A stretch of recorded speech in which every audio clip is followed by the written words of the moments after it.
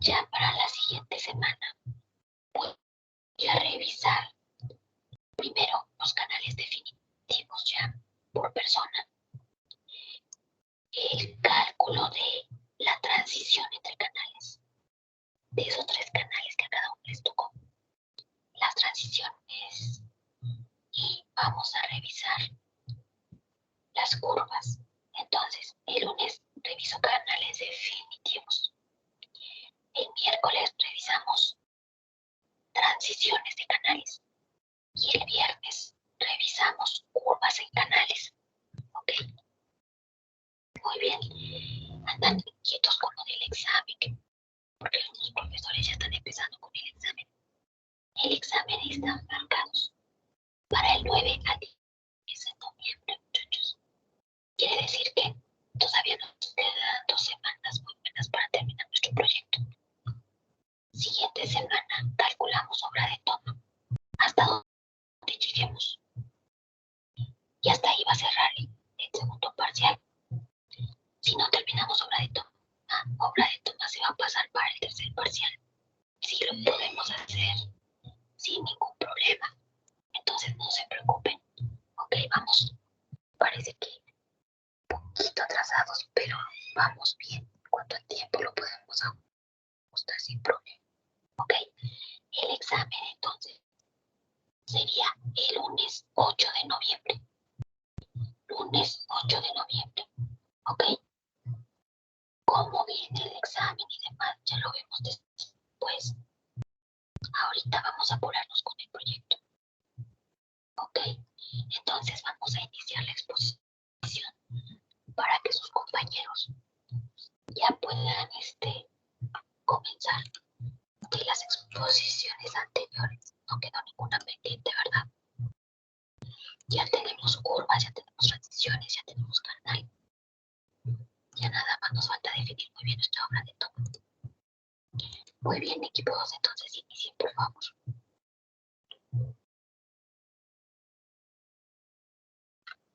Adelante.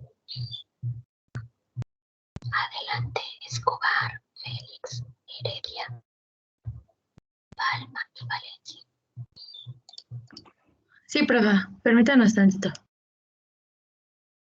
Ok.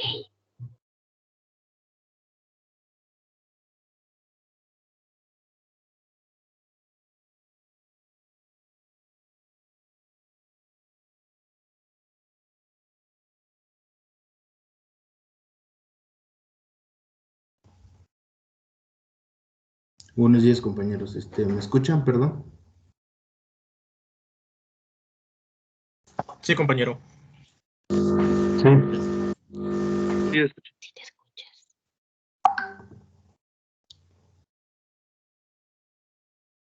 Bueno, nosotros somos el equipo 2. El equipo lo conforman la compañera Michelle, el compañero Antonio, yo, Zeus, el compañero Jordani y el compañero Arturo. Ahorita el primer tema que voy a exponer es obras de toma.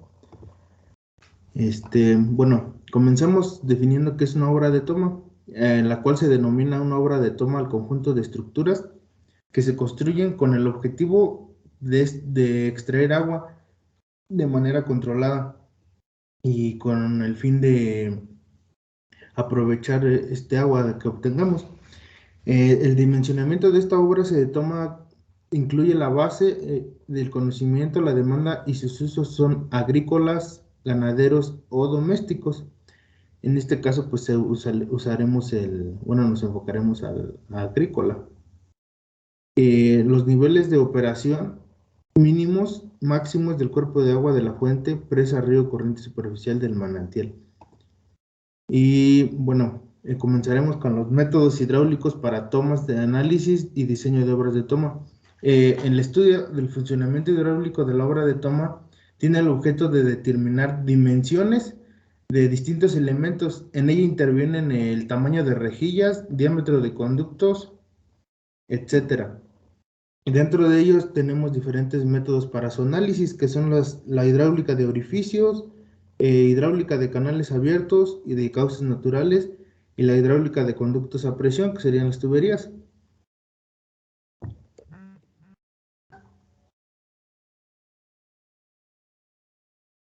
¿Sí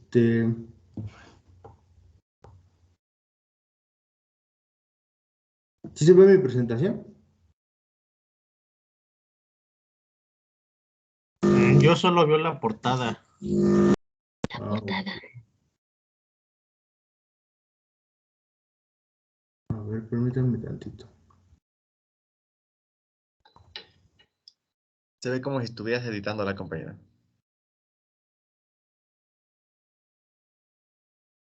Sí, permítanme a ver si, no sé si es mi compu o qué es.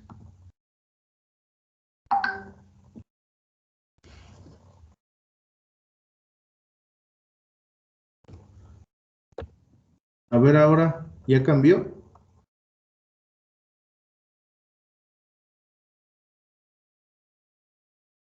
Sí. Ya. Sí está cambiando, perdón. Ahorita estoy presentando el título de métodos hidráulicos, no sé si vean esa página. No, compañero. No, yo creo que se trabó tu presentación. Ok.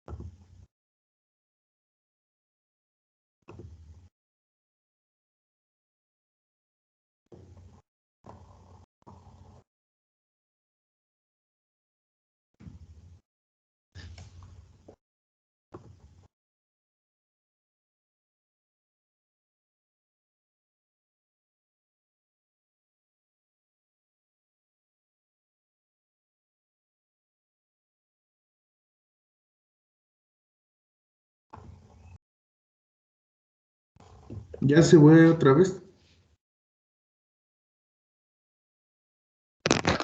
Se ven las Sí. fotos. Ya se ve lo de obra de toma.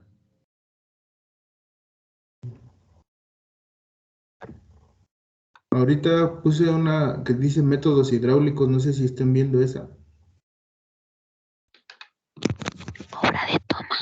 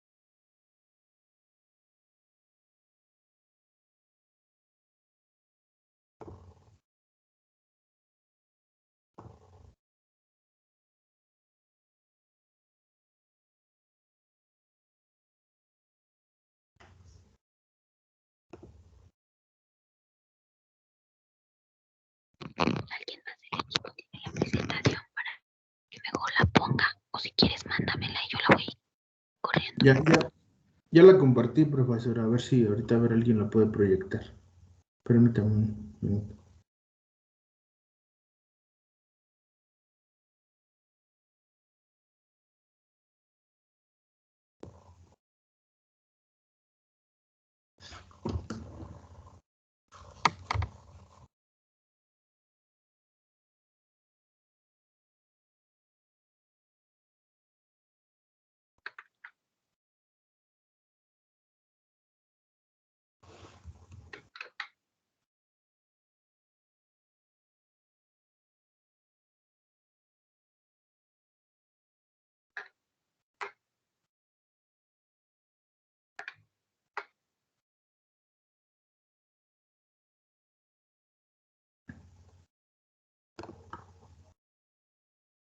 ¿Me puedes adelantar a la tercera, compañera?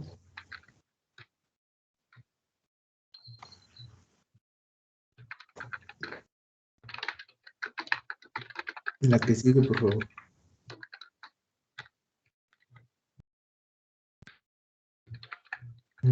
Bueno, creo que me había quedado en esa parte. O no sé si quiera que vuelva a empezar, profesora. Es que no sé si la vieron.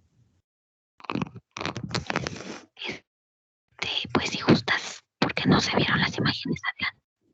Ok. Bueno, desde el principio, por favor, compañero. La que sigue. Bueno, les mencionaba que vamos a hablar de las obras de toma. Les había mencionado que estas se denominan, bueno, a la obra de toma se le denomina al conjunto de estructuras que se construyen con el objeto de extraer agua, pero esta de forma controlada, para poder utilizarla y aprovecharla. El dimensionamiento de estas obras de toma incluye como base el conocimiento de la demanda de agua en sus diferentes usos, ya sea el agrícola, el ganadero o el doméstico. Bueno, aquí pues estamos hablando en lo referente a lo agrícola. Y también debemos considerar los niveles máximos de operación, los mínimos y máximos del cuerpo de agua de la fuente, ya sea una presa, un río, una corriente superficial, un manantial o, bueno, alguna otra toma de agua que podamos tener. La que sigue, compañero. Dentro de esto existen los métodos hidráulicos que son para el análisis y diseño de obra de toma. Su estudio y funcionamiento hidráulico de la obra de toma se hace con el objeto de determinar dimensiones. Estos en ellos intervienen distintos elementos. Por ejemplo, el tamaño de rejillas, diámetro de conductos o conductos. Y los métodos que se usan para estos análisis hidráulicos está el método hidráulico de orificios, el hidráulica de canales abiertos y de cauces naturales, hidráulica de conductos a presión o tuberías. La que sigue, por favor. Aquí, bueno, comenzamos mencionando lo que son las pérdidas de carga en obra de toma, que empezaríamos por las pérdidas de fricción. Estas permiten la evaluación apropiada del efecto de cada uno de los factores que afecten la pérdida de carga. Aquí comenzamos con la ecuación de Darcy-Weisbach, que dentro de la investigación que hice decía que era la más apropiada y la que tenía un porcentaje de error menor a todas las ecuaciones que existen aparte de estas. La ecuación es HF igual a F por L sobre D por V al cuadrado sobre 2G, que es gravedad. Aquí nos dice que HF es la pérdida de carga por fricción, el factor de fricción adimensional es F, L es igual a la longitud de la tubería, y la D mayúscula es el diámetro de la tubería, y pues G es la aceleración de la gravedad, que equivale a 9.8. La que sigue, compañero, por favor. Y bueno, aquí les presentamos la determinación del factor de fricción con la ecuación de Swami y Jane. Igual, aquí les presento la ecuación y nos da los valores.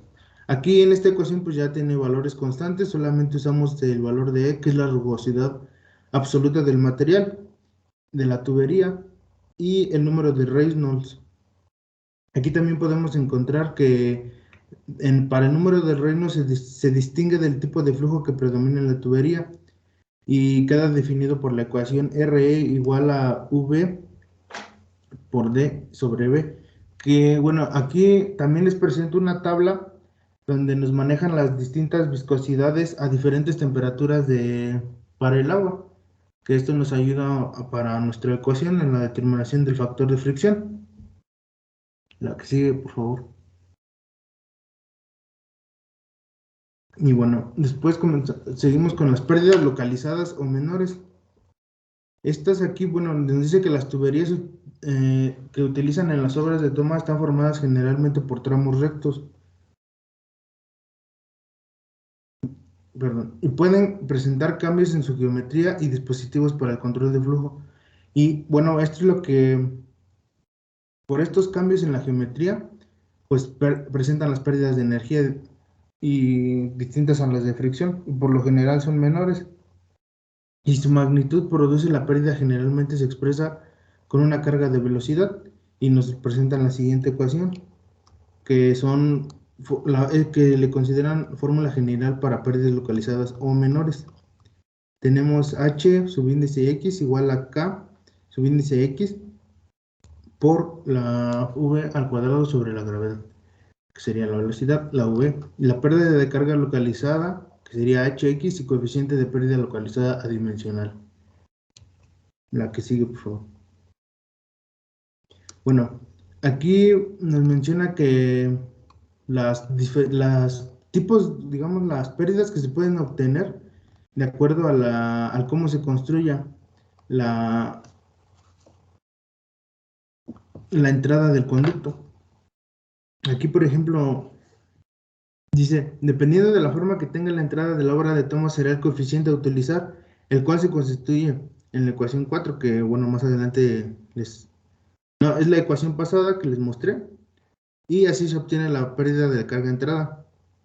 Por ejemplo, aquí en las aristas rectas, no sé si puedan, bueno, se alcanza a percibir que la forma de la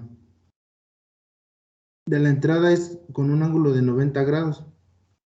Y en la segunda, bueno, ahí tenemos un valor de 0.5.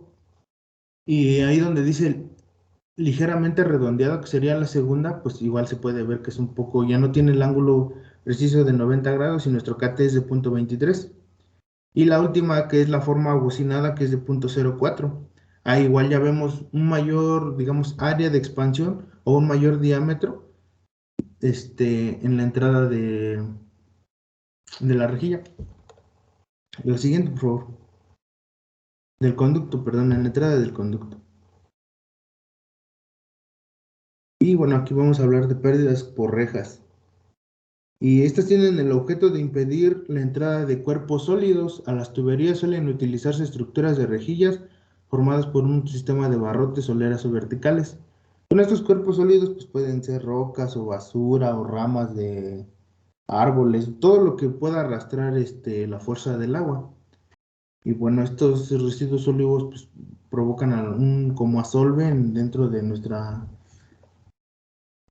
conductos, impidiendo el flujo correcto del agua, y estos pues impiden esto. Y aquí pues tenemos la ecuación para este tipo de pérdidas por rejas. La pérdida por reja se presenta de H, subíndice RJ, igual a la separación entre paños interiores, que sería la B, de la misma. Y después a la S, que es el grueso de las rejas, sí, el ancho de las rejillas, que bueno, serían los tubos o barrotes que pongamos en nuestras rejas, por el seno del ángulo que forma el plano de las rejas con la horizontal. Después la velocidad del líquido inmediato antes de que entre las rejas y el coeficiente que varía de acuerdo con la forma de la reja. El valor de la separación entre paños interiores se da en base a la tabla que les puse a un lado, y esta depende si sea sección rectangular, con aristas redondeadas, con el extremo final adelgazado o de sección circular, y ya de esto pues tomamos el valor que sea adecuado según nuestro diseño de tipo de reja. La que sigue, por favor. Aquí, bueno, empiezo con la obra de toma directa en ríos. Esta tiene una forma de captar agua en una corriente superficial y se hace mediante una toma directa. Esta varía según el volumen de agua por captar las características de la corriente, y su régimen de escurrimiento puede ser del tipo permanente o variable. Su caudal en época de secas y durante avenidas de velocidad pendiente del cauce, topografía de la zona de captación, constitución geológica del suelo, material de arrastre, niveles máximos y niveles en el cauce y naturaleza en el lecho de río. Todas estas características se deben tomar en cuenta. Y bueno, y las condiciones para las obras de toma nos mencionan que la bocatoma debe localizarse en el tramo de la corriente que esté a salvo de la erosión, en la solve, las aguas arriba de cualquier descarga de tipo residual, y que la cota del conducto se situará en un nivel inferior a las aguas mínimas de la corriente. En la boca de la entrada debemos poner una rejilla por barras y alambrón con un espacio libre de 3 a 5 centímetros. La velocidad media a través de la rejilla debe ser de 0.10 a 0.15 metros sobre segundo para evitar en lo posible el arrastre de material flotante. Y la velocidad mínima dentro del conducto debe ser de 0.6 metros sobre segundo, con el objetivo de evitar el asolve. El límite máximo de velocidad queda establecido por las características del agua del material del conducto. La que sigue, por favor. Bueno, aquí nos mencionan las condiciones para una ubicación adecuada y debemos seleccionarla por los diferentes aspectos que los caudales en promedio máximo y mínimo del escurrimiento en el cauce, los niveles asociados al caudal máximo y medio y mínimo de operación y la estimación del arrastre de sedimentos a lo largo del cauce y la calidad del agua en la fuente. Después proseguimos con el diseño hidráulico. Este se establece, es posible establecerlo el volumen o caudal de agua que lleva una corriente superficial mediante aforos. El método más usado para aforar corrientes es el método de la relación sección-velocidad. La que sigue. Aquí, bueno, tenemos el diseño geométrico y dentro de ellos están los elementos que en general integran una obra de toma directa que en el río y son el canal de llamada o tubería de llegada, que bueno, se los menciono, la transición de entrada de la estructura de entrada, los conductos y la cámara de decantación. Y ya en las figuras se puede ver que, por ejemplo, en la primera, del lado izquierdo inferior está el canal de llamada y ahí nos va marcado más o menos a qué altura deben de estar, en el NAMIN o en el NAME, y las rejillas también, en qué más o menos el nivel adecuado para que estas funcionen de manera adecuada. La que sigue, por favor. Después seguimos con la obra de toma en diques. Estas son estructuras definitivas construidas para obstruir el cauce, que se han simplificado en cuanto a los elementos que la componen. Incorporan a la obra de toma el vertedor de excedencia y el desagüe de fondo dentro del propio cuerpo del dique. ¿Cuándo se debe emplear un dique? Estos se emplean en escurrimientos perennes cuando en época de estiaje el nivel de agua no alcanza a cubrir la toma y el barraje es una estructura débil. O sea, lo que quiere decir que estos diques se utilizan comúnmente cuando, pues digamos, épocas de sequías o por cualquier razón no tengamos el nivel adecuado con el que se deben, a lo mejor en este caso, regar nuestros predios. Y para eso podemos ocupar un tipo de esta obra de toma. La que sigue, por favor. Después tenemos la obra de toma empresa derivadora. Esta es una cortina vertedora y la obra de toma y la estructura de limpieza está formada por orificios alejados de un muro, paralelos al flujo del cauce, con compuertas y operados con mecanismos manuales o eléctricos. Los análisis hidráulicos para esto se definen con niveles de operación mínimo y máximo en el sitio de la derivadora y establecen los niveles de operación y la carga hidráulica para obtener el caudal necesario. Debemos dimensionar el orificio, saber el gasto máximo que pasa por las compuertas y la capacidad del mecanismo elevador. La que sigue, por favor. Para esto del dimensionamiento del orificio, ocupamos la ecuación que se da por el gasto de derivación o el gasto normal, que es lo que vamos a obtener, utilizando el coeficiente de descarga o gasto para el orificio. Aquí se considera comúnmente un valor de 0.8 y en el cual se determina la dimensión de la compuerta o las compuertas que se vayan a construir. Después pues utilizamos el área del orificio, esta expresada en metros cuadrados, la aceleración de gravedad y la carga hidráulica sobre el orificio. La que sigue, por favor. Y después se determina la capacidad del mecanismo elevador. Igual utilizamos una ecuación y la capacidad del mecanismo elevador se puede definirse aplicando la ecuación siguiente y dice que la F son las fuerzas de fricción producidas por el empuje diestrático. En estas actúa la hoja de compuerta y el coeficiente de la hoja de fricción entre los materiales de la compuerta y las guías, el coeficiente para evaluar esta fracción lo pueden considerar de 0.35. Y el material que pueden usar es fierro fundido con asientos de fierro fundido a máquina. E es el empuje hidrostático que actúa en la hoja de la compuerta en kilogramos. Igual este empuje pues, puede variar por la carga de agua que tengamos o por el arrastre de residuos sólidos. Eso también influye en la carga hidrostática. Y pues, finalmente la expresión es F más el peso de la compuerta más el peso del vástago. Y ahí pues hay un croquis donde se pueden, en el área donde se colocan las compuertas de la toma. Y existe aquí, por ejemplo, nos ponen una compuerta tipo radial. La que sigue, por favor. Bueno, aquí lo que consigue es la obra de toma de presas de almacenamiento. Aquí nos menciona que el agua fluye por el cauce de un río y esta es captada o atrapada para almacenarse por medio de la cortina y su aprovechamiento se lleva a cabo mediante una obra de toma. Esta es una estructura de entrada de conductos o mecanismos de regulación y emergencias con su equipo de operación y dispositivos para disipación de energía. Bueno, aquí hacen sus obras de toma, igual a veces se ponen los dispositivos de disipación de energía, estos para, igual como lo dice, disminuir la energía para poder conducir de una forma más fácil el agua donde se quiera conducir. La que sigue, por favor. Bueno, aquí solamente es la descripción de las capacidades que necesitamos para nuestras obras de toma.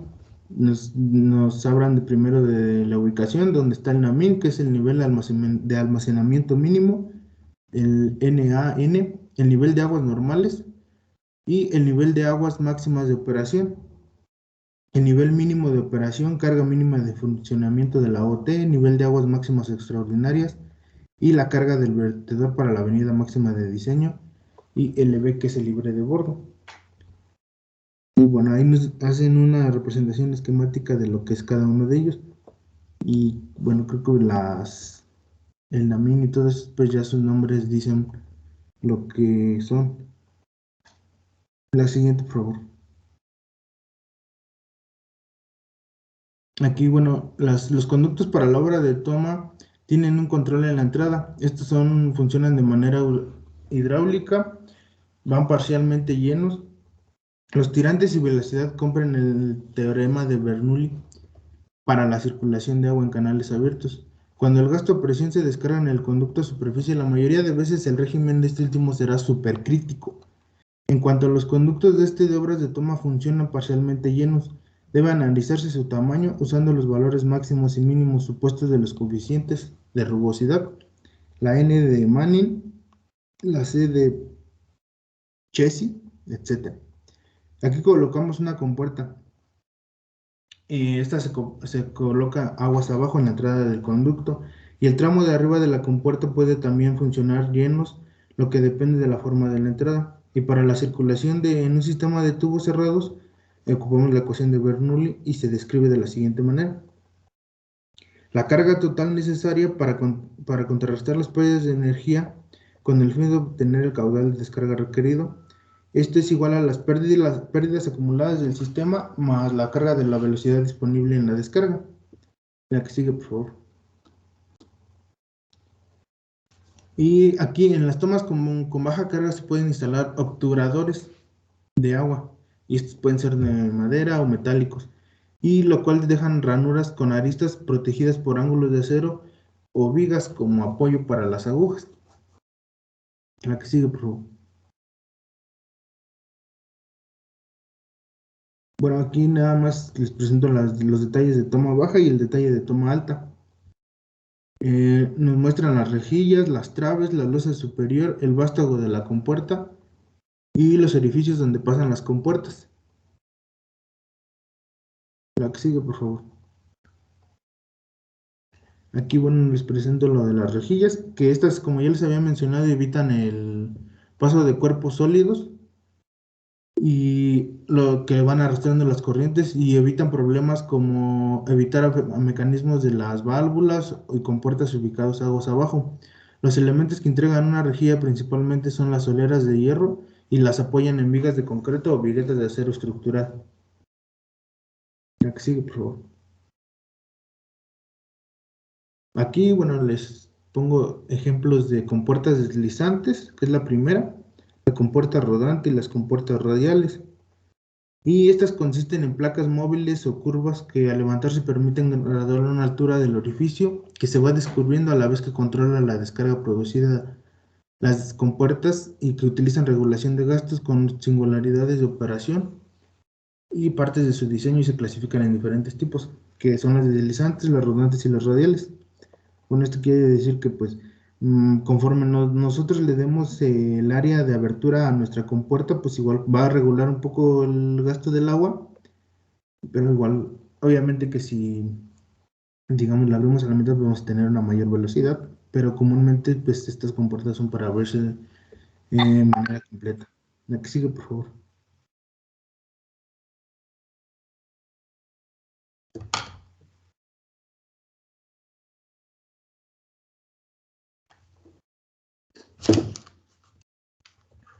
Después tenemos las tuberías las tuberías trabajando a presión. El ejemplo de estas obras son los tanques amortiguadores. Aquí la tubería trabaja a presión desde la rejilla de entrada hasta las válvulas de salida. Y aquí las cotas de canales de descarga ya están fijadas. A partir de estas se obtiene el nivel de embalse y se compara con el mínimo. En caso de que no se obtengan valores tolerables, se propone otro diámetro más grande de tubería o mínimo, depende del que se requiera. Y si no se cuenta con un canal de descarga establecido, se procede a calcular las pérdidas con un diámetro de tubería propuesto. Estas pérdidas de cargas con el gasto normal de extracción, se hacen uso de las ecuaciones mostradas en el apartado y una vez calculadas las pérdidas de carga se determina la elevación en el tanque amortiguador. Y para esto tenemos la ecuación siguiente, que es la elevación del tanque en el tanque amortiguador será igual al nivel de agua mínimo de operación del embalse más la suma de pérdidas en la carga, menos la suma de pérdidas en la carga que tenemos. La que sigue, por favor. Después vamos a calcular la elevación en el tanque de reposo. Después de la pantalla y determinamos la elevación de la cresta del vertedor.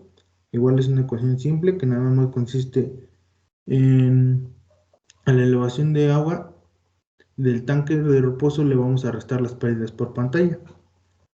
Y pues abajo tenemos un esquema de ese tipo de toma. La que sigue, por favor.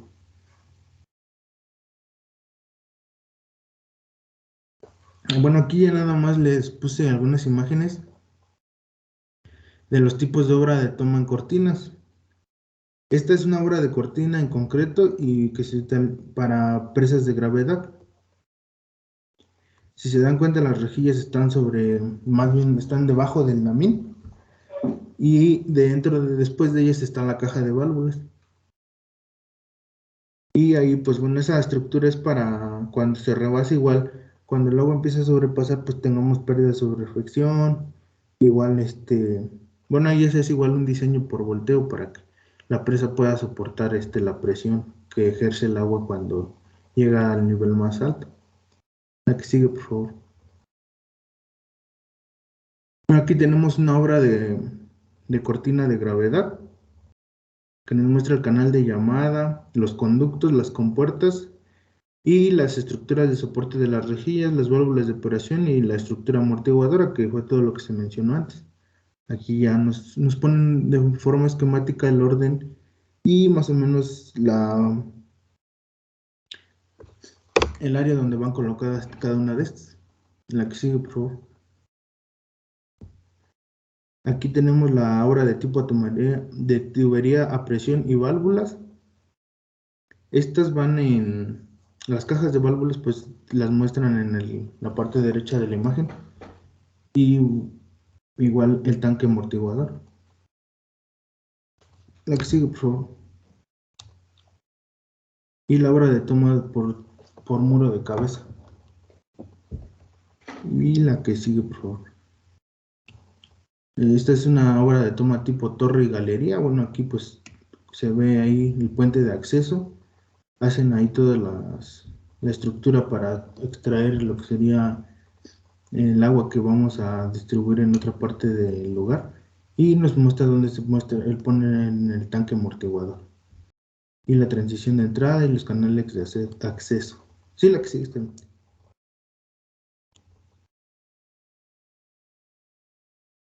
Bueno, aquí ahora les voy a hablar de los tipos de bomba. La que sigue, por favor. Bueno, les menciono lo que es las bombas de riego se pueden suponer como herramientas que se encargan de suministrar el caudal de agua necesario para el riego de nuestras plantaciones. Existen diversos tipos y también otros detalles que conviene saber sobre ellas. Estas bombas suministran fuerza para que el caudal de agua se mueva hacia donde nosotros queramos que vaya. Una característica importante es que nos permite determinar con mucha precisión la presión a la que queremos que lo haga circular, por lo que el control es casi total. Bueno, esto se debe a que pues ya conocemos o ya se puede calcular la capacidad o el caballaje que tiene la bomba. Entonces ya cada una pues nos dice actualmente a qué altura puede llegar ese agua. Depende de la bomba que tengamos. Y bueno, se trata de herramientas que suministran fuerzas para el caudal y entendemos que se va a necesitar una fuerza que permita generar la misma como un motor. Por ejemplo, eh, tenemos la base de fuente de energía que usan para funcionar dentro de ellas vamos a encontrar distintos tipos de bombas, las que siguen. Aquí primero les puse las motobombas. Estas bombas de riego se usan combustibles líquidos para su funcionamiento ya que integran un motor de combustión. Generalmente el combustible se suele ser de gasolina para los que tienen poca potencia y gasoil para los que tienen más. Estas bombas de aquí que les presenté son las más comunes y si se dan cuenta, pues bueno, yo creo que la mayoría de nosotros las ha visto y pues estas pueden ser transportadas más fácilmente. Y la característica es como, digamos, pueden ser portátiles. El que sigue, por favor. Y aquí las electrobombas. Estas bombas de riego funcionan mediante un motor eléctrico trifásico y dependen de lo que se requiera. Estas son muy similares a las que comúnmente usamos en nuestras casas. Y pues comúnmente las usamos para subir agua de la cisterna a los tinacos. Pero estas digamos que no son, bueno, son un poco más difíciles de tener en estas áreas porque muchas veces en el campo pues no tenemos con las instalaciones adecuadas para hacer funcionar. Digamos, necesitaríamos una planta eléctrica para que funcionen estas y a veces no nos da la energía adecuada a una planta eléctrica para hacer funcionar una de estas bombas. La que sigue, por favor. La preferencia es siempre la instalación de electrobombas porque resultan más económicas. Sin embargo, para esto se pueden realizar en la misma del terreno, deben tener un suministro de corriente eléctrica y pues esto casi nunca sucede. Y en base a la altura de aspiración que tenga también encontramos las bombas sumergibles. Se pueden usar los embalses cuando la altura de aspiración es elevada y las aguas de bombas no sumergibles que se instalan en la superficie del terreno cuando la altura de aspiración es baja o inexistente. Y estos dependen de la posición en que se encuentren, el eje de accionamiento y las bombas horizontales generales se usan para suministrar caudales muy elevados con bajas presiones. Y las que son bombas verticales suministran agua a elevadas presiones. El que sigue, por favor. Bueno, aquí les pongo la clasificación solamente de que existen de movimiento circular, rotodinámicas, de flujo radial o centrífugas. Existe la simple, que la que le mencioné, la de eje horizontal o vertical, y las múltiples, que son horizontales, vertical o sumergibles. También existen las de flujo mixto o helicoidales, flujo axial o de hélice, y las de desplazamiento positivo o volumétricas. Estas con movimiento rectilíneo, émbolo pistón. Estas de émbolo pistón me parece que son como las motobombas, perdón, que su motor es similar al literal, el de una moto, pero funcionan para el agua. Y las de movimiento oscilante, las rotostáticas y las de engranaje, las que siguen, por favor. Aquí, bueno, nada más es un esquema de cómo se constituye una bomba centrífuga, la meridional de una bomba centrífuga y la transversal de una bomba centrífuga, y nos les presentan unos cortes de las bombas. Aquí sí. Aquí, pues igual, cómo está constituida la bomba sumergible, la impulsión, que está en la parte de arriba, el conductor trifásico, bueno, que sería el cable que le ponen para que funcione, la bomba, la aspiración de filtro y el motor. Igual estas bombas ya, bueno, yo las he visto más comúnmente igual para uso doméstico, las bombas sumergibles, pero igual son a veces, sí he visto que presentan muchos problemas para su funcionamiento si no se colocan de manera adecuada. La que sigue, por favor. Bueno, aquí nada más son las cargas o alturas de las bombas, depende ya sea del caballaje y la capacidad que tengan estas. Lo que sigue, por favor.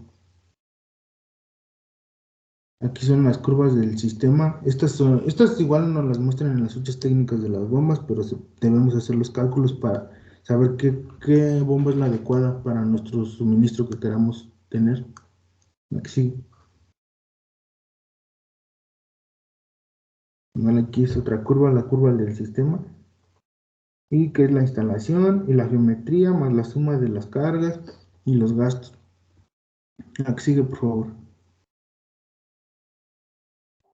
Y bueno, aquí nos presentan unas fórmulas para el cálculo de potencia.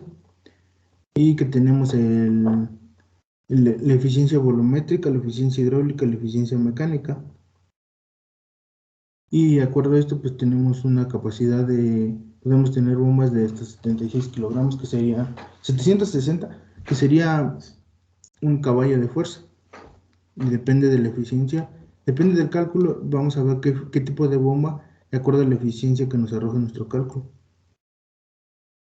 La que sigue, por favor. Aquí son para las curvas características de bombas centrífugas. La que sigue. Bueno, aquí tenemos las tipos de bombas, que son la centrífuga, la de flujo mixto, la axial, y la carga de succión, que ya sería la media, la baja y la baja. Estas tienen unas cargas que son la alta y la media y baja, así se dividen, y el caudal puede ser medio, medio alto y alto, depende. Según esto, pues de acuerdo al tipo de caudal que tengamos, vamos a usar una bomba, digamos, más sofisticada que pueda darnos mayor presión a la hora de esparcir el agua. La que sigue, por favor. Y bueno, aquí nos muestran las bombas de flujo máximo y las bombas axiales. Y las bombas de flujo mixto pues nos presentan una mayor presión, que digamos sí pueden tener un poquito de menos eficiencia que las bombas axiales. La que sigue, por favor. Aquí son los puntos de funcionamiento de la bomba. Aquí nos muestra solamente cómo van a funcionar cuando están cerradas las válvulas y cuando la curva del sistema cuando están abiertas. La que sigue, por favor. Aquí nos presentan la cavitación de cada bomba. La que sigue, por favor. Y nos dice que estas bombas no cavitan si cumplen con las siguientes condiciones: que sean inherentes a la instalación y que la inherente a la instalación sea mayor que la inherente a la bomba. Y bueno, aquí nos presentan la temperatura. Y de acuerdo, si se cumple esta condición, pues se puede evitar la cavitación en nuestros conductos. Lo que sigue, por favor. Nos dice que la altura o carga necesaria para llevar el agua hasta el rotor esta puede ser, se presenta con la siguiente ecuación: con la presión atmosférica mayor a la carga de gravedad, y pues debe ser menor a la carga necesaria requerida. Y las pérdidas de la carga y la diferencia de altura en la succión no pueden superar los 7 metros. La que sigue, por favor. Aquí ya nada más son gráficas para apoyarnos en esos cálculos.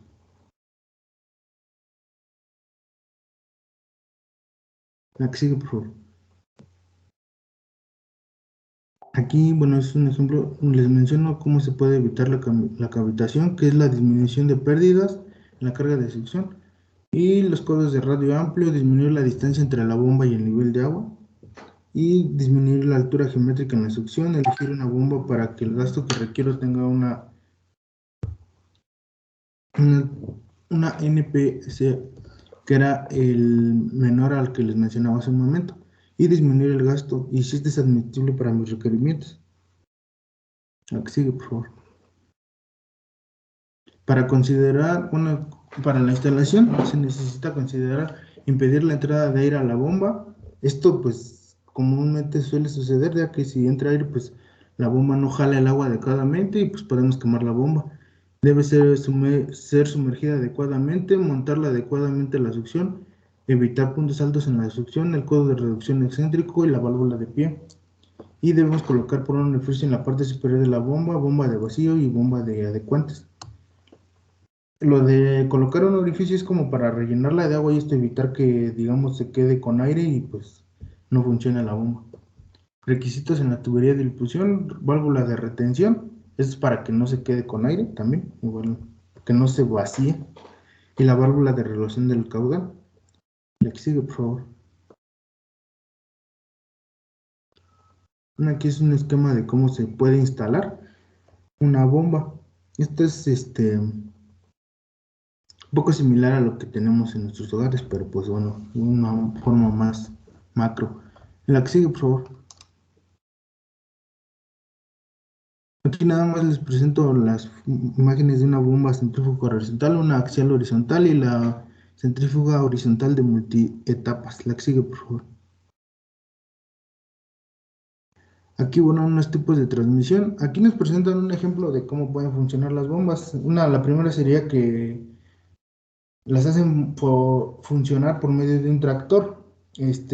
Bueno, los tractores tienen como un engrane que sale de la parte trasera de su bomba o su motor, que gira. Entonces se conecta a un eje. Este eje se puede considerar como un diferencial de fuerzas. Se conecta a la bomba y pues esta hace que gire. Y vaya, bueno, podemos considerar que esta es una bomba adecuada, ya que podemos, o sea, ver que es portátil, porque pues, por medio del tractor lo podemos transportar. Y de acuerdo a la fuerza que genera el tractor, pues podemos generar igual un buen impulso del agua. La que sigue, por favor.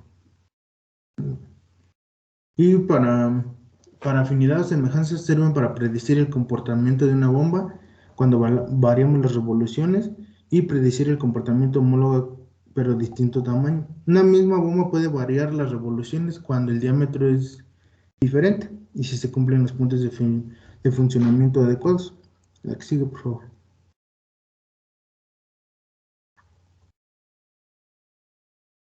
Aquí, bueno, solamente son ejemplos de las revoluciones que pueden presentar las distintas bombas de acuerdo a distintas características como el gasto, la altura, la potencia y su eficiencia.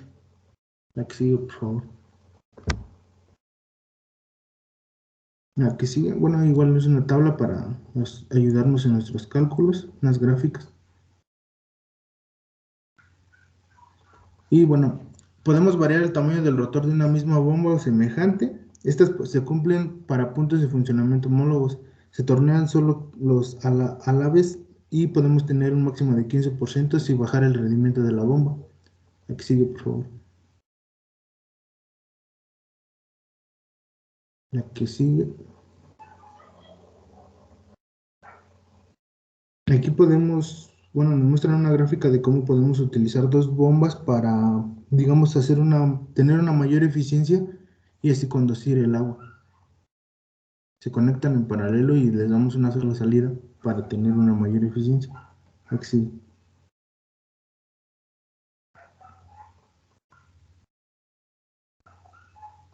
Aquí nos dice que con el gasto y la altura seleccionamos el tipo de bomba y bueno, tenemos un ejemplo del tipo de bomba que podemos utilizar, por ejemplo, para 7 hectáreas. Y tenemos una carga de altura geométrica y una fricción localizada en succión de presión y operativa del equipo. La que sigue, por favor.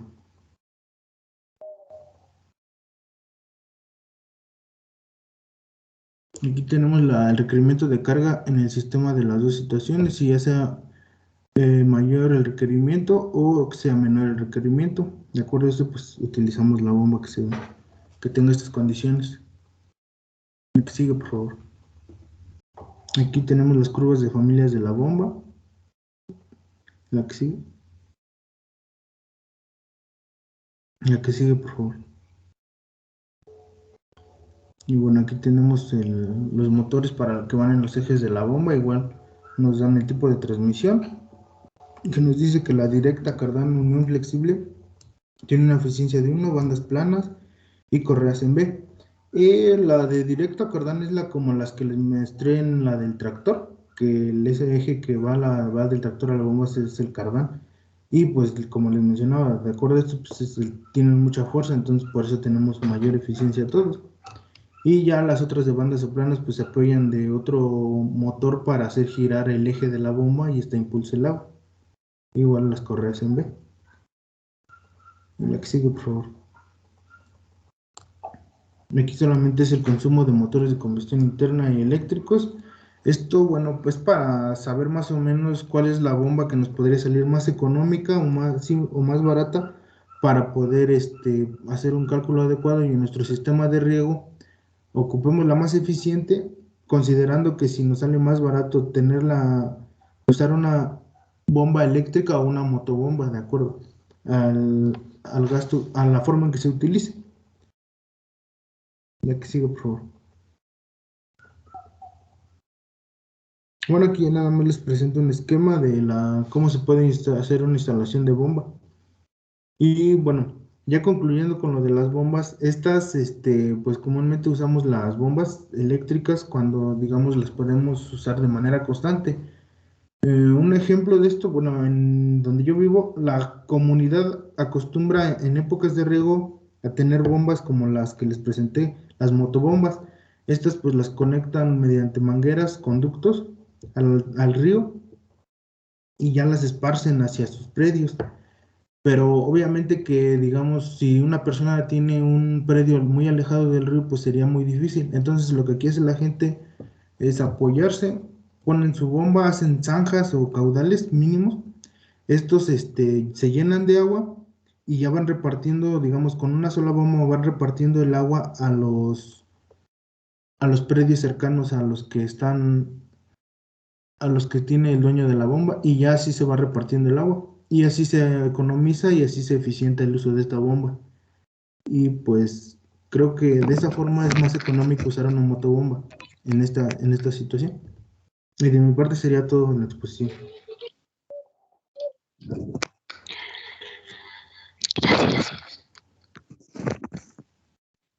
Nos hace falta checar muy bien cada tipo de hora de toma. Entonces, ¿cuáles son los temas? Zeus.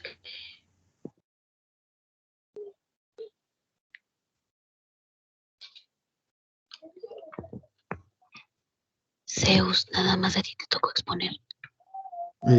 No, siguen mis compañeros, creo que están presentando. Sí, maestra, bueno, nos toca a Antonio y a mí. Nada más que nosotros vamos a poner el cálculo. Como mencionó, hoy quería nada más la teoría, ¿no? Pero conmigo. Si ustedes traen un ejemplo adelante. Ah, ok. Sí, maestra.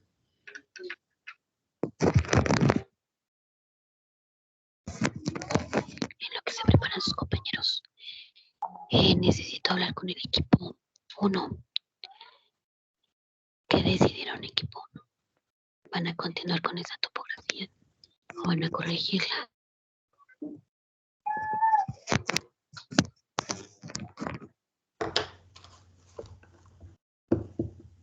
Profesora, sí hemos estado checando igual la topografía, pero de igual forma, no sé si igual podemos trabajar así como le habíamos mostrado, aunque nos pasemos sobre ahora sí que sobre los lotes y no nos vayamos sobre el perímetro de los lotes, ya que la topografía no nos conviene o no nos permite irnos en el contorno de los lotes, en los límites. No sé si se puede, no, pudiéramos hacer eso, o en su caso, igual, no sé si con nuestro Miren, proyecto, profesora, de la quiero topografía. mostrarles, antes de que continúen con el cálculo de la hora de toma, al equipo 1, permítanme tantito, Escobar y Valencia. denme oportunidad de comentarles el plano. Por eso es muy importante que desde un inicio tengamos bien toda la información del proyecto. ¿Por qué? Pues porque a veces a la hora de descargar la topografía, sobre todo en la topografía, nos equivocamos mucho. Se supone que el proyecto topográfico, más bien el levantamiento topográfico, no lo van a proporcionar siempre,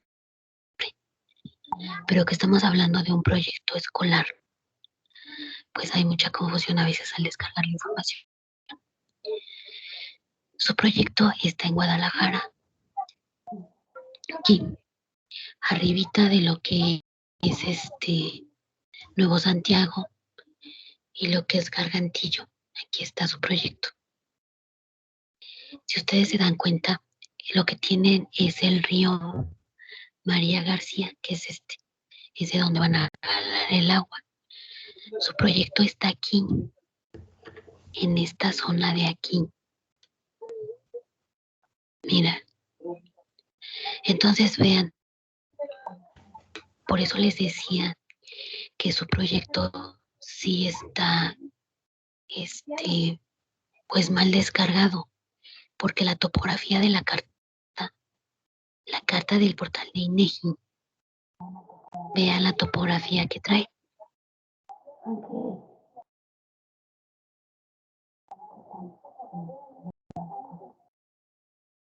Profesora, creo que esa no es la carta. Dijo Guadalajara, ¿verdad? No, nuestro proyecto está en Oaxaca. Ah, bueno, es que escuché Guadalajara. Este es el equipo 1. ¿Cuál es tu Perdón. equipo? Sí, es el equipo 1. ¿Cuál es tu equipo? Bueno, a ver, vamos a ver.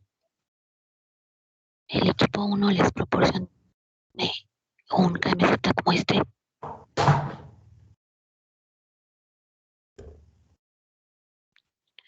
¿O cuál es su KMZ?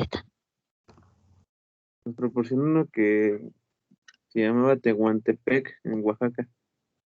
Equipo 1, no, Huilotepec, Oaxaca. ¿Lo tienes? Lo tienes porque a mí me abriste el 1. Aquí lo tengo, KMZ1. Lo tienes para verlo.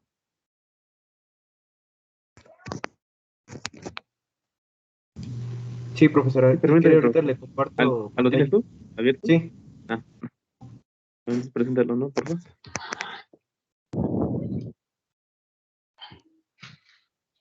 Huilotepec, el que tú tienes.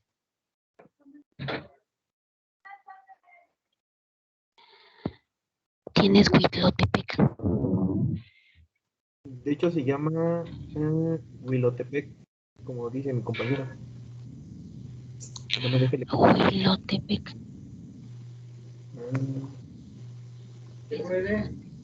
Miren, no sé si ve mi Google Earth.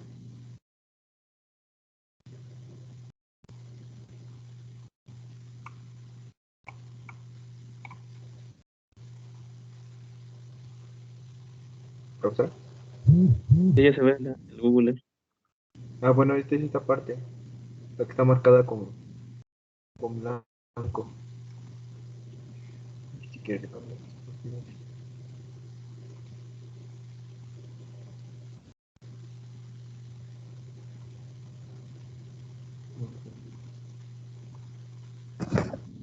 Para Huilotepec. Aquí la tienes. Ya, Sí, está. si lo ven. Perdón, permíteme. Aquí está, Huilotepec. Sí, bueno, vamos a apagar esa tantito. ¿Qué es?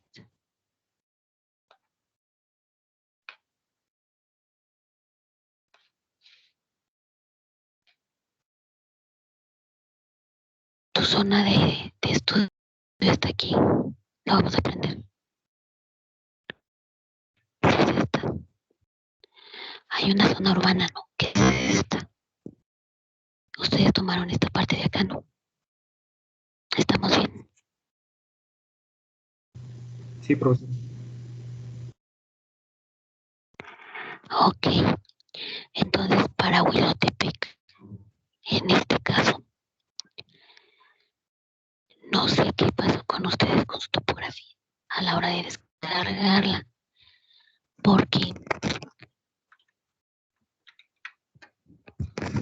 en esta parte de aquí, si te das cuenta, está plano. Mira, no hay mucha elevación tan drástica como te lo marca tu topografía. Aquí, si ustedes se mueven, nos marca, aquí abajo, nos marca 17, 18. Aquí está la de 20 y tantos que ustedes me decían, la de 23, 22.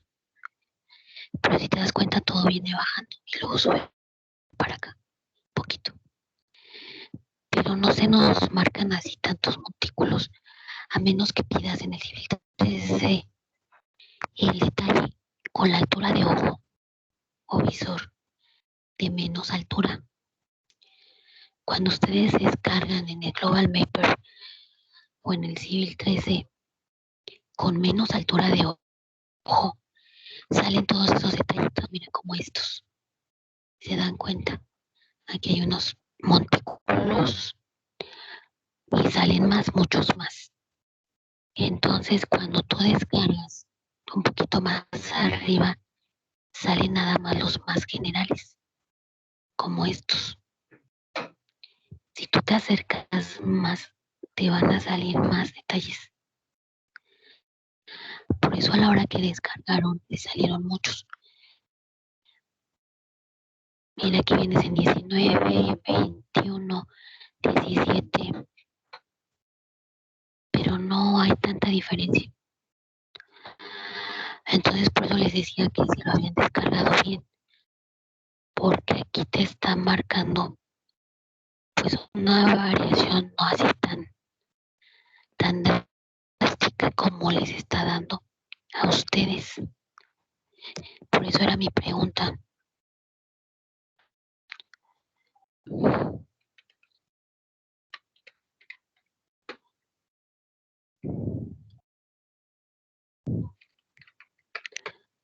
¿Cómo lo habían descargado? Ahora en INEGI, ¿qué carta fue la que descargaron?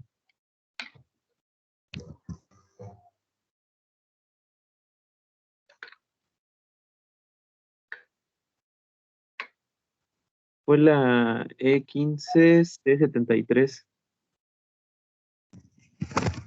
Ya tu guante. Ese archivo, ¿cómo lo convirtieron en SHP?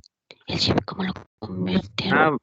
De hecho, nada más, ahora sí que me ubiqué en el Global Mapper con las coordenadas del sitio, con las que tiene ahí, y después ya lo convertí con lo de, pues, bueno, más bien, exporté los puntos porque no dibujé las curvas directamente ahí, no nada más exporté los puntos y los pasé a AutoCAD, ya de AutoCAD, pues ya con el Civil CAD, ya hice la triangulación, pero igual creo que el problema pensé que era la separación de los puntos, porque primero lo bajé de 30 en X y 30 en Y, la separación, pero ya después le di una abertura más grande, por ejemplo 100 en X y 100 en Y, pero me sigue dando igual más o menos la topografía.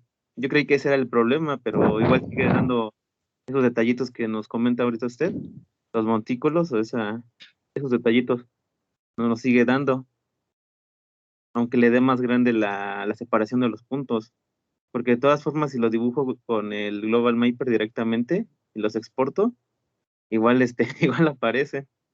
Esa es mi confusión. Pero si lo das con menos amplitud, te sigue dando así. De hecho, como se lo mostramos al principio, lo traíamos me parece en 30 y 30 en X y 30 en Y, los puntos. Sí. Ahí aún así se veía así la topografía. Y se la des en 50 o 100, te da igual. Sí, la de 100 sí igual se la puse. ¿No lo tienes ahí, Gabriel, el archivo, el último? ¿Lo puedes presentar? ¿Cuál, perdón?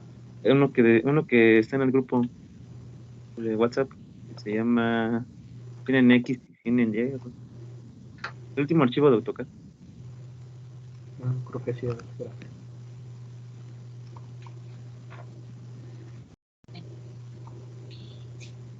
Saltan esa parte porque se dan cuenta en el inicio.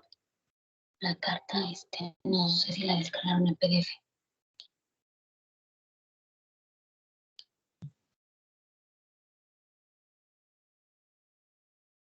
¿Cuál es la que me dices que descargaste? La E15. La que descargué, el E15, ¿Cuál? E15C73. Setter. Ok, sí, esa es la que también tengo. Pero en esta, si te das cuenta,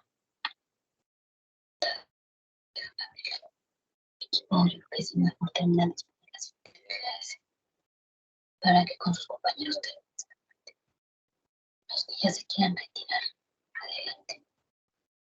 Me quedo con el equipo nada más, para que ya quedes. ¿Cuál me dijiste que es la ECAT? 15C73, ¿no? 73. Sí, se llama Tehuantepec. Ok.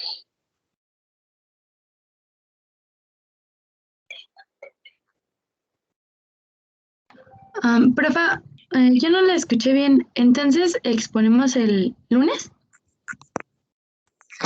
Sí, ya no nos va a dar tiempo porque quiero terminar con el equipo mejor. Ok. Sí, profesora.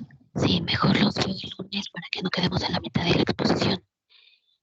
Ajá. Me quedo con el equipo. Ok. Sí, profesora. Gracias. Gracias. A ustedes.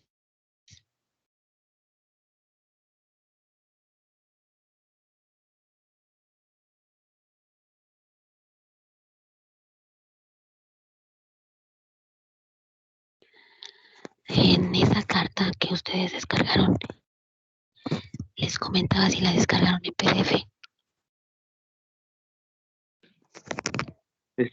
Sí, también la bajamos en PDF. Me la muestran.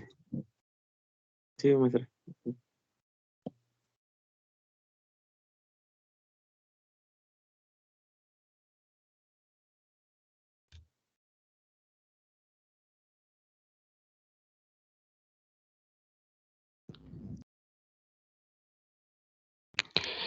Esta es la que yo tengo. Tomamos esta parte de aquí. Sí.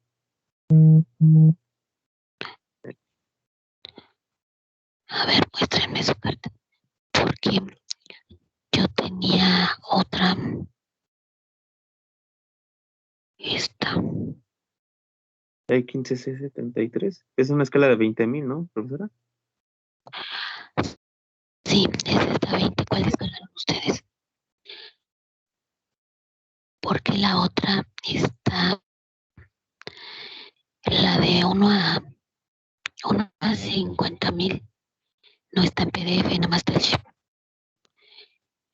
Tenemos la de 1 a 20,000 en PDF. Y está esta, pero es otra versión. Las vamos a abrirla.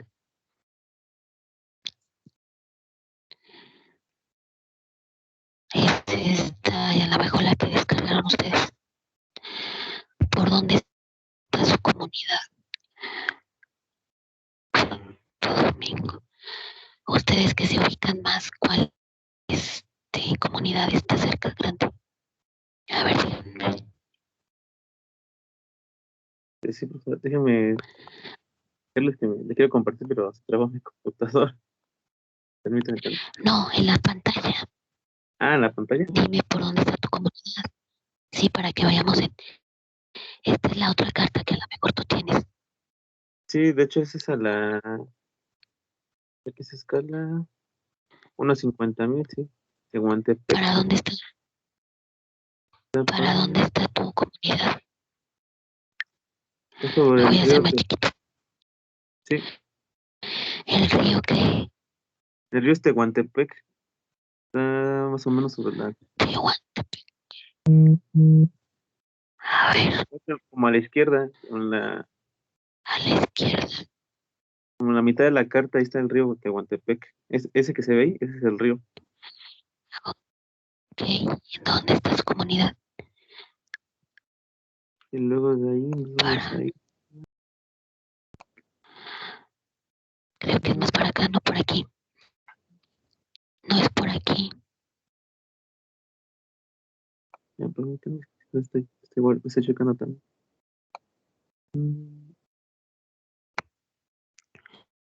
Aquí está Oyacan. A ver, déjenme mirar el Google. ¿Dónde tienen a Oyacan por ahí? De hecho, sí, sí es sobre ese, más bien se inicia por ahí y llega donde está la comunidad que dice Santa, Santa Cruz, Santo Domingo Está por Tehuantepec. Salina Cruz, no, más o menos. Sí, Ajá. profesora, creo que es en el lugar donde No está está diciendo. por Salina Cruz. Al lado derecho, ¿no? Pues vamos a buscar Salina Cruz por aquí. Santo Domingo. No, Santo Domingo. Creo que sí aplica, profesora, porque supuestamente cuando lo habíamos buscado cortaba la comunidad, de hecho. Entonces creo que está por abajo, en el sitio donde estábamos, habíamos dicho al principio. En esta parte. aquí está su comunidad. Sí, Entonces le falta la de abajo. Y la de abajo, mira, la de abajo es, vamos a ver, la E15, aquí está, C83. Nos falta la E15, C83. Tu comunidad está aquí, mira, aquí abajo. Sí, es cierto. Entonces nos falta la otra. Hay que buscar la 75. Pero mira, parte de tu zona es esta parte, que era la mitad. Ve dónde están las curvas. Aquí viene una curva. ¿Se la ven? Aquí viene. Sí, Y la otra curva de nivel viene hasta acá, mira. Con el río se regresa. Y la otra viene aquí. Por eso yo les decía que se me hacía muy raro que aquí les aparecieran así tantos cerros. Porque realmente mira hasta dónde viene la otra curva. La curva viene aquí y se regresa. Tú te das cuenta en el Google. Vámonos al Google. Aquí estamos.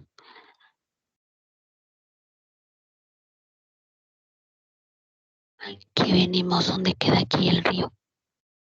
Ya lo perdí. Permítanme.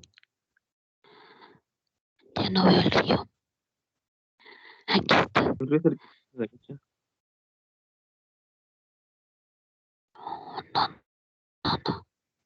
Es este, no. Ese es el río. Aquí viene, mira. Aquí está el río Tehuantepec. Entonces, si te das cuenta, aquí da vuelta y baja. En la carta topográfica, esa parte vendría siendo, creo que ni sale en esta carta. Vamos a ver qué comunidad tienes aquí. Monte Grande, fíjate. Monte Grande y hasta acá tienes San Blas. Y está Tehuantepec. Aquí abajito está. Bueno, necesito que les decía que buscaran la otra carta. Ya me habían dicho algo así. ¿Se acuerdan que me habían dicho que estaba a la mitad y que la partía la carta? Les había yo comentado que buscaran la otra carta. Pero antes de buscar la otra carta tenemos que estar seguros de que queda abajo. Vamos a checar las coordenadas UTM, mira. Por aquí traes la... A ver, vamos a acercarnos. 1799. Aquí, en norte. 1799.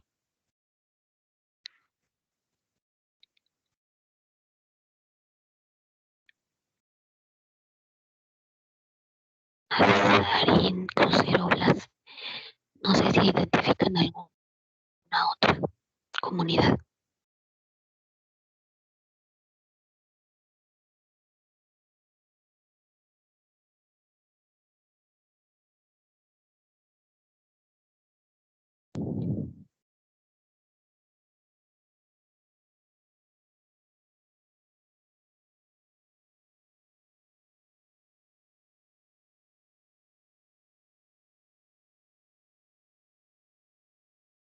Aquí está San Blas. Permítanme.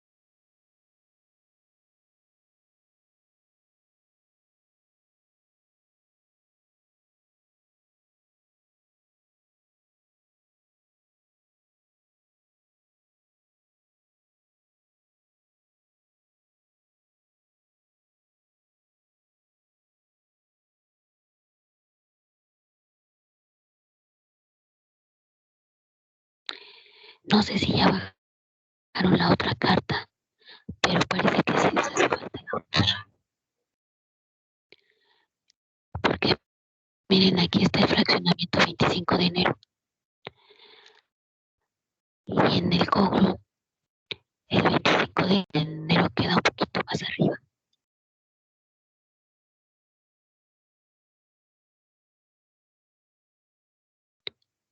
De hecho, creo que su fraccionamiento no es 25 de enero. Si me escuchan, este es su fraccionamiento. Entonces su proyecto estaría por aquí. ¿Me escuchan, equipo? Sí, profesora, sí, lo escuchamos. Ya me ubiqué, miren, aquí está encontré. Sí, es ese, miren. Aquí está el fraccionamiento 25 de enero. El río queda por aquí.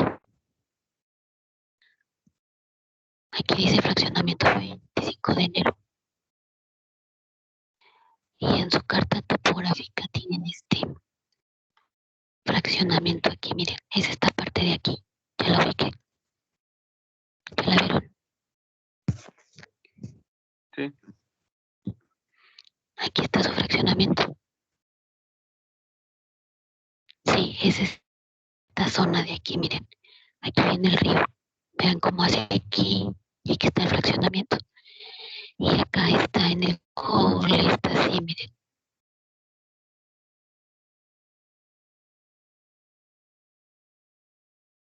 Y aquí viene el fraccionamiento. Aquí está el 25 de enero. Ya lo ven. Sí, maestra. Es que lo tengo girado, permítanme. Aquí está, miren. Ahora sí, para que se orienten. Es que lo había girado. Vean cómo hace aquí. Y tenemos el fraccionamiento. Aquí en el río. Nos vamos a la carta. A lo mejor ni necesitan la otra. Miren, ahí está. Ya lo, ahora sí ya se ubica. Sí. Vean dónde está la curva. Aquí tenemos una curva. Sobre el río viene otra curva y se regresa. Y la otra curva viene hasta acá, miren. Hasta acá. ¿Ya lo ven? Aquí está. Sí. Por eso se me hacía muy raro que le saliera toda esa topografía, porque aquí está, miren, hasta acá.